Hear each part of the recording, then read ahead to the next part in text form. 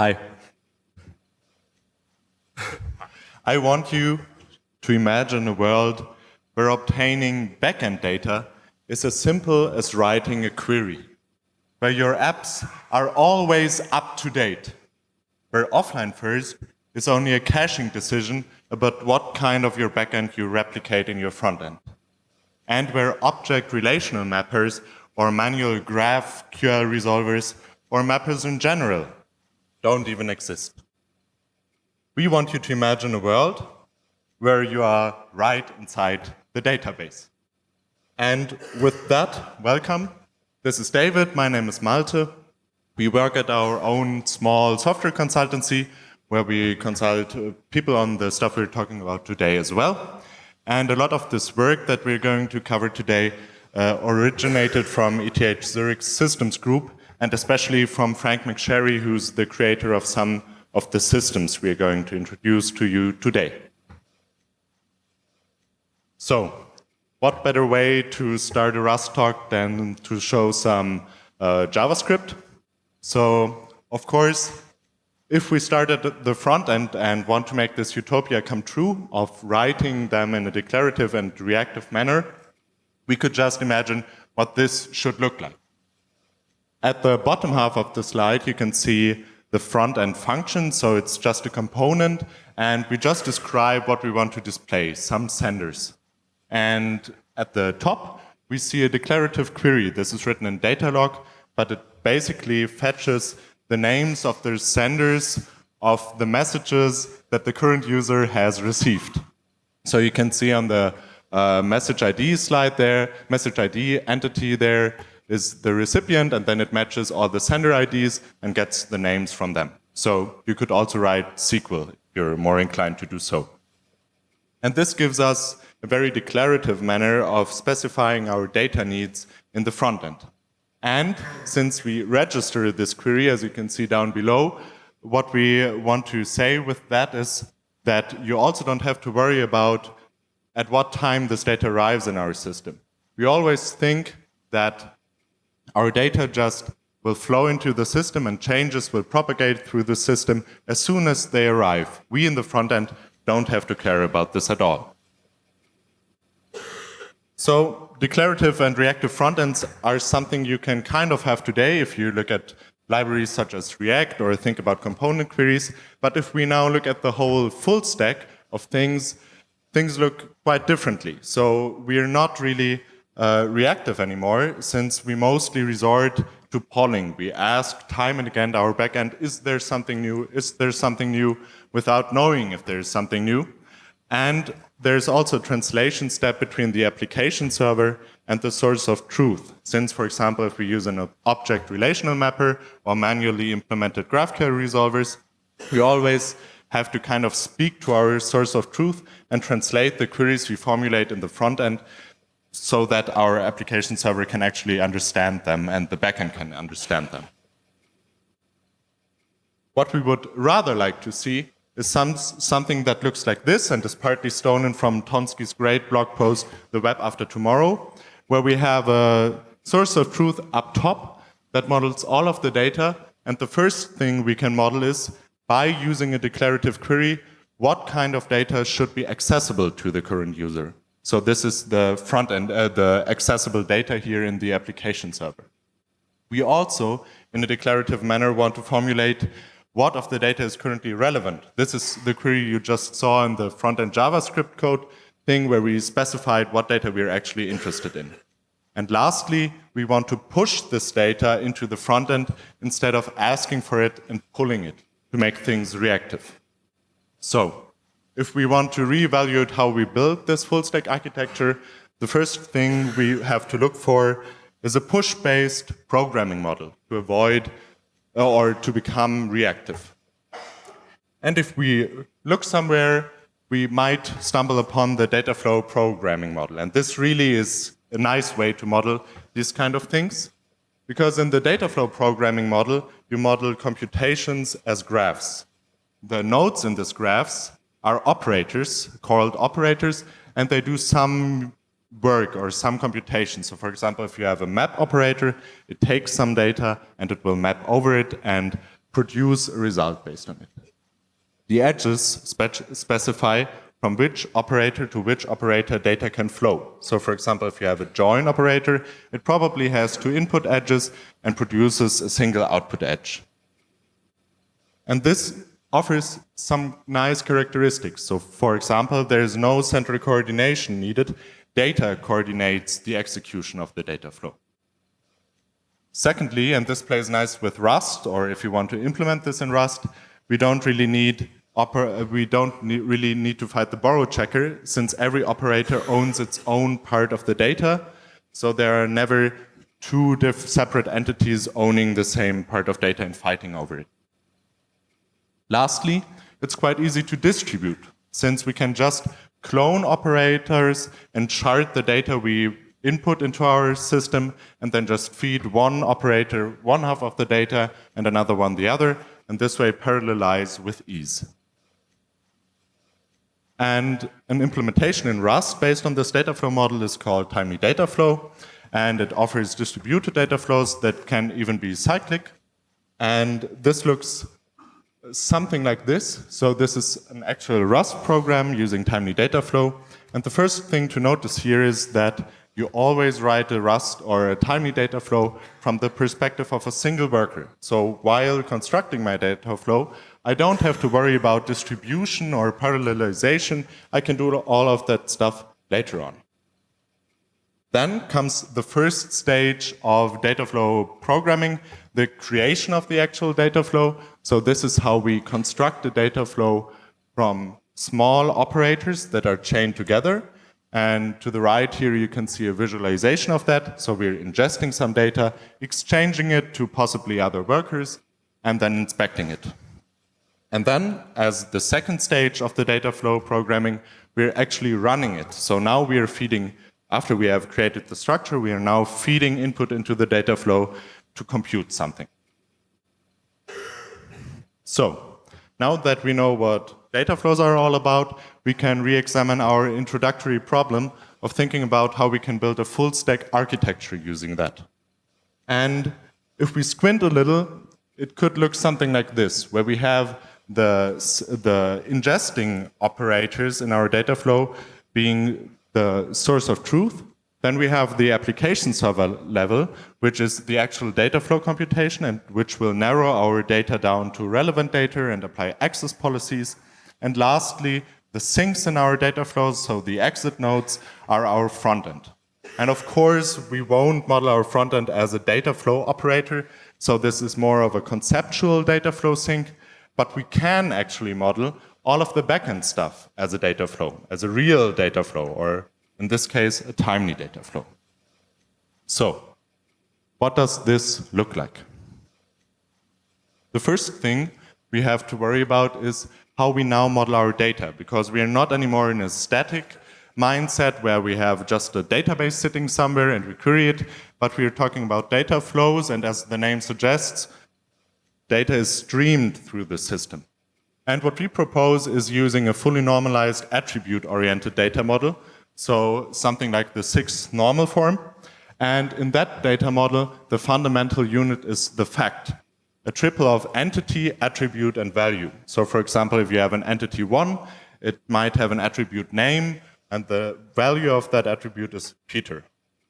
And this allows us to freely compose very small units of data into higher level concepts. So for example, if we want to model a person and her residence, she might have a name, she might have an age, and a residence, and the residence then again links to the entity ID of the residence facts we define below.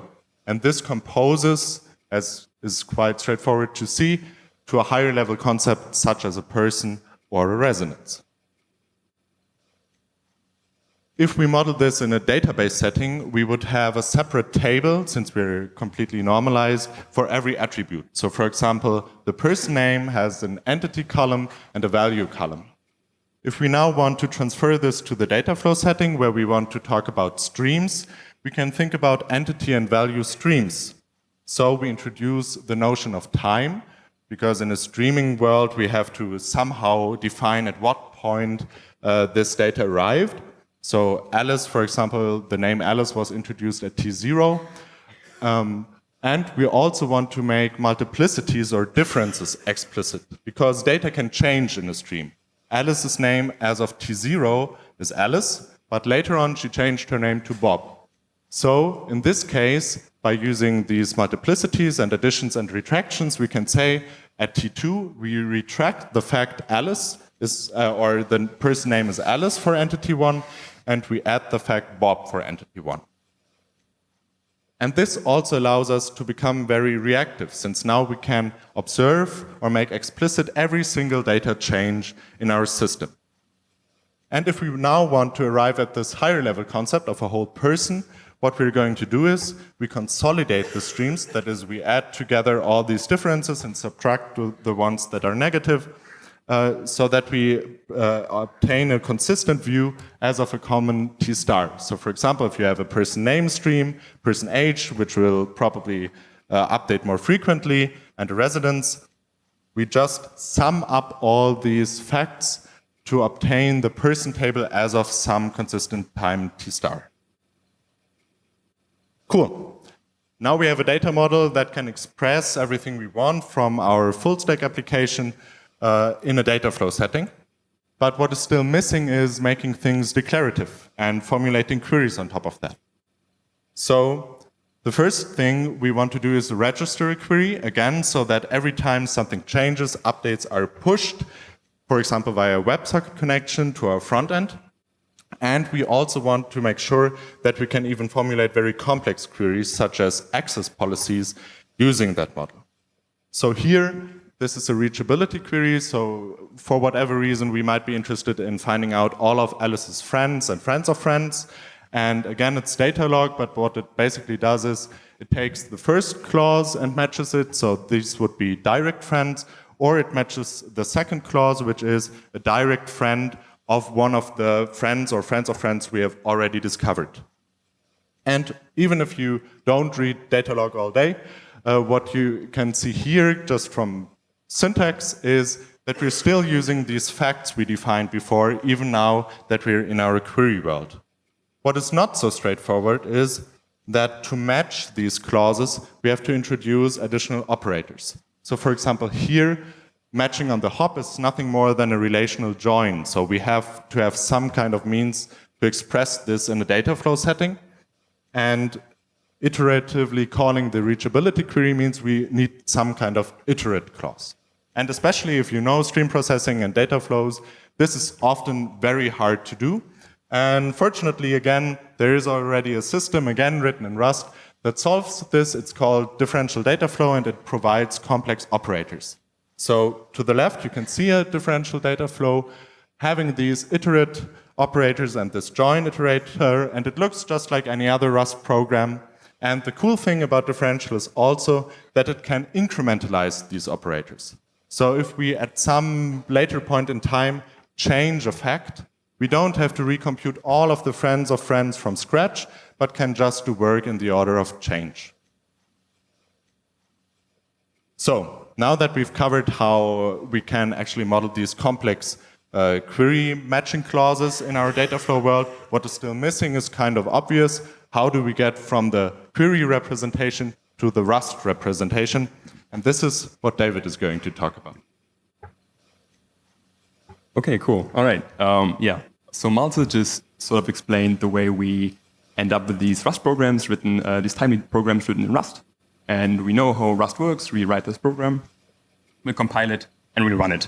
And the idea of these Dataflow programs is that you start, run them, and they run indefinitely, because we never know if we're done with the input. There could be potentially unbounded new input that comes in, and we always want to produce our latest results given these new inputs.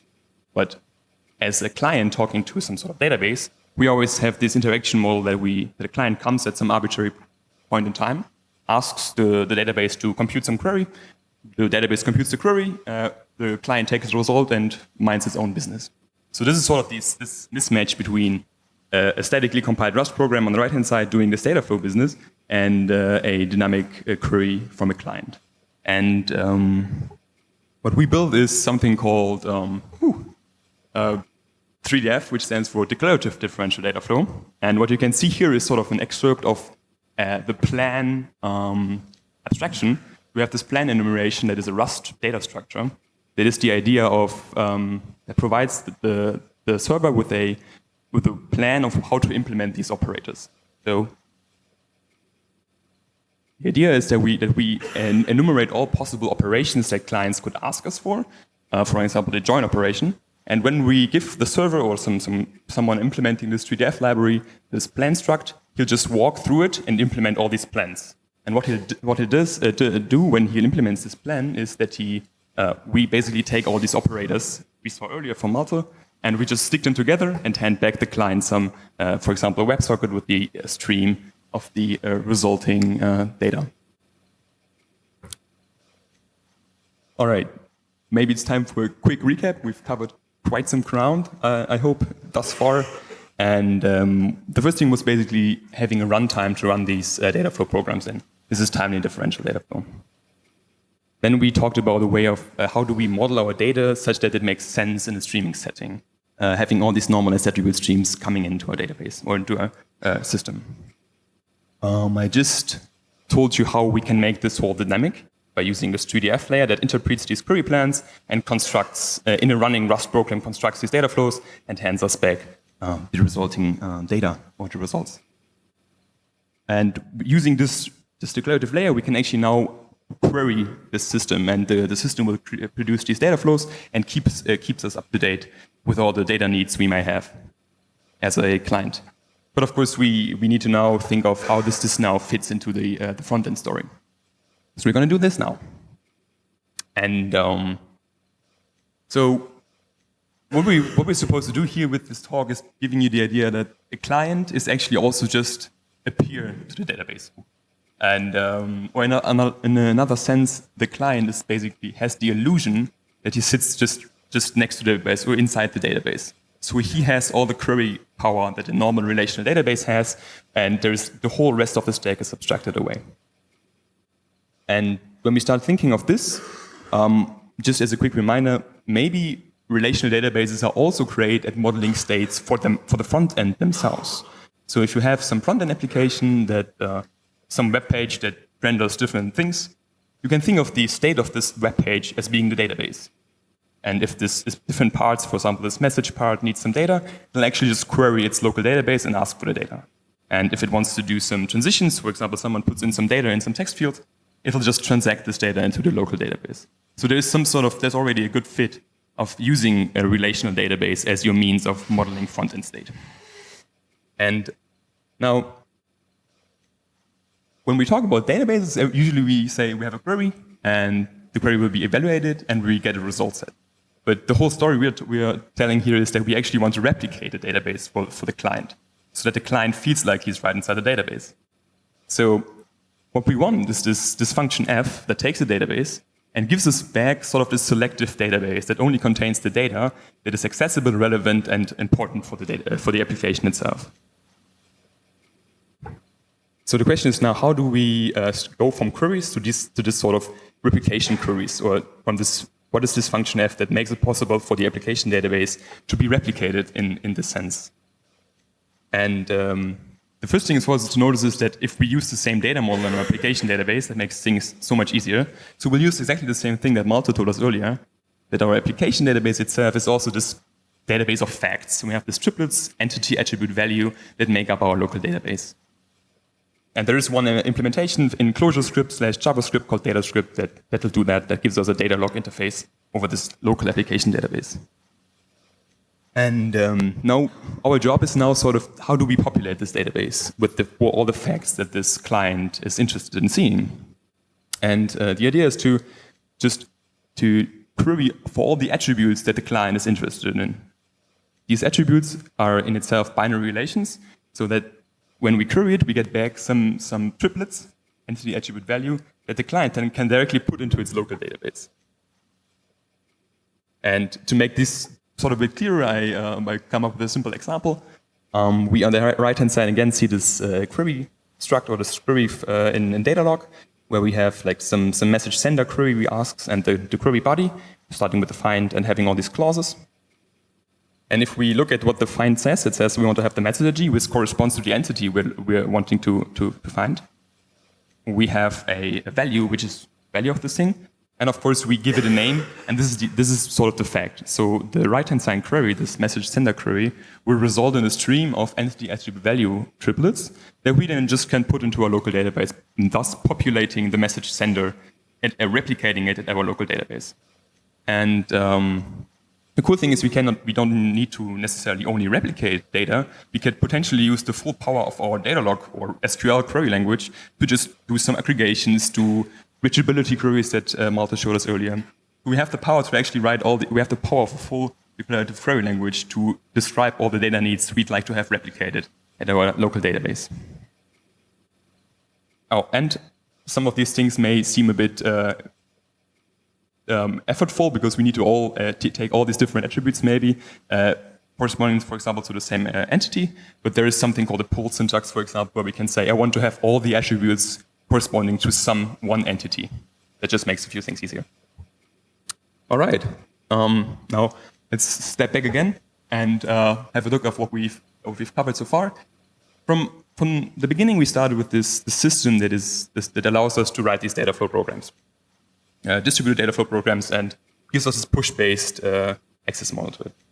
Then we showed you like 3def, which is a system that allows us to write these queries. And these queries, they are basically our means of describing the data interest we want, and of course also to describe all the access policy that is potentially necessary to enforce privacy.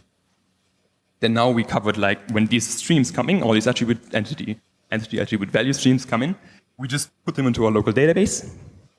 And the rest of the system of the front end can basically talk to this replicated database right now and render its messages, for example, from this local database, and does not have to care about all the rest of the stack being kept in sync, so to say. And the cool thing about this is that all these errors we shown earlier and all the thing, it's just one declarative query that describes this one attribute, message sender, and the rest is basically taken care of. So one declarative query to rule them all, so to say. All right, we're nearing the end of the talk, so we thought we include a bit of what sort of open things are there currently that are sort of clearing. The first thing, of course, is we're using this data script thing for a front-end application, but 3def is written in Rust. And as it is written in Rust, we can actually just use WebAssembly to run literally the same Rust code as our front-end client application database as is running in the big-end powerful machines. And this is already something we've been playing with a bit, and there's a pointer if you're interested in this. And of course, we love Datalog, but other people might not. So this plan struct I showed earlier is sort of an easy target for SQL or GraphQL or other languages to sort of an abstraction layer just between. So you could simply write a SQL parser that creates from SQL queries these query plans and then gives it to our database or to our system, and it'll work just fine. All right, let's see what we did here. So we started off with the way it is used to be, arrows pointing up because people have to pull down all the data they're interested in and transform it, and potentially in different languages. And the first thing we actually did was we introduced some sort of data flow and push-based model, where at least all these arrows are push-based, but we still only leave the relational query languages, declarative relational query languages, up on the top to talk about in database languages. And I hope what we've sort of conveyed now is that we pushed relational queries all the way down to the front end itself. So all parts of the stack is either written as a single SQL or a single Datalog query, and the front end management is also in a single relational query. So in a sense, we put the front end right inside the database. Thank you.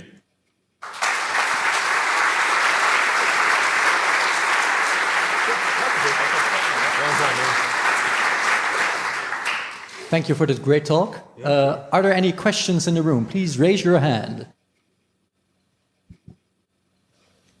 Hi. Great talk. An association I immediately have when I see entity attribute value is RDF, where you have subject, predicate, object.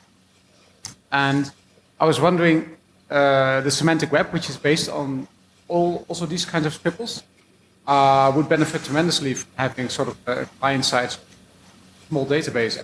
Projects already working on that, but they are then written in JavaScript and using the Sparkle language. So do you think this might be an alternative approach to work, for example, in the solid?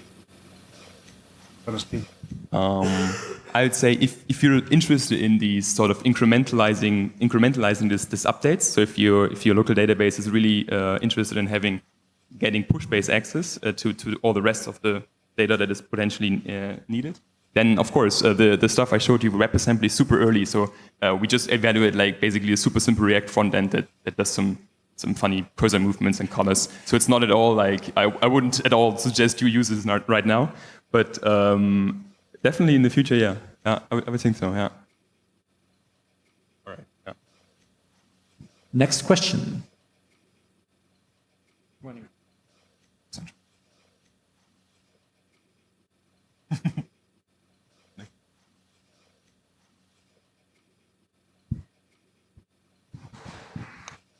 All right, thank you very much. Great talk. I am totally on board with the idea of moving relational queries down to the client. However, in many contexts where you have this separation between clients and servers, the clients are untrusted. Our code that's running on someone else's machine, and they may decide to, now that you've provided them with a lot of expressivity and a lot of computational power, they may decide to run a query that's just going to make your backend slow down to a crawl. Have you thought about how to deal with this? Yeah, we did. We had a slide, but we thought maybe that would be too much. Totally fair. Usually, you wouldn't trust any client to just execute any query, of course.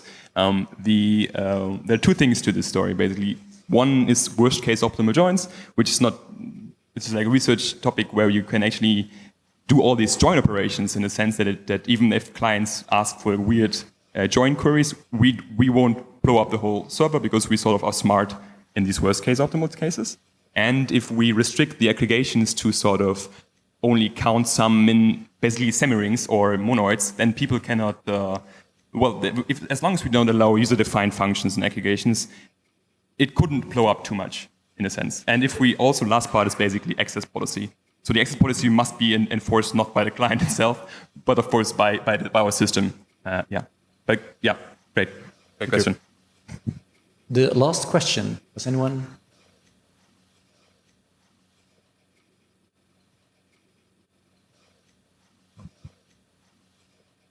Hi, great talk. Some time ago, I wrote an application with Kafka streams for interactive queries. I didn't do it properly, as they suggest in the web, and I was moving all the state to all the nodes in the front, which gave us a lot of problems, especially when a node goes down and needs to recover. There is a lot of overhead of gigabytes of data being moved. How do you deal with bootstrapping and fault tolerance? Yeah, so also a very good question, and I think there are multiple projects that are trying to replicate basically the whole database on the front-end side. One thing to tackle this is, of course, because we can write these specific queries, we already narrow down the data to the data that is actually relevant to the query.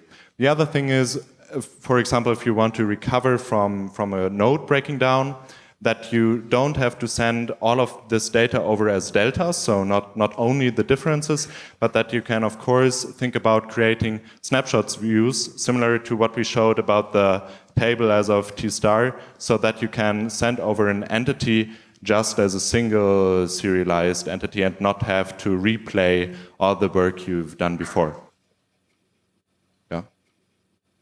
So yeah, but it's, of course, it's a real concern, especially in the front-end world. Yeah. Thank you. Thanks. Give a great hand to David and Malte.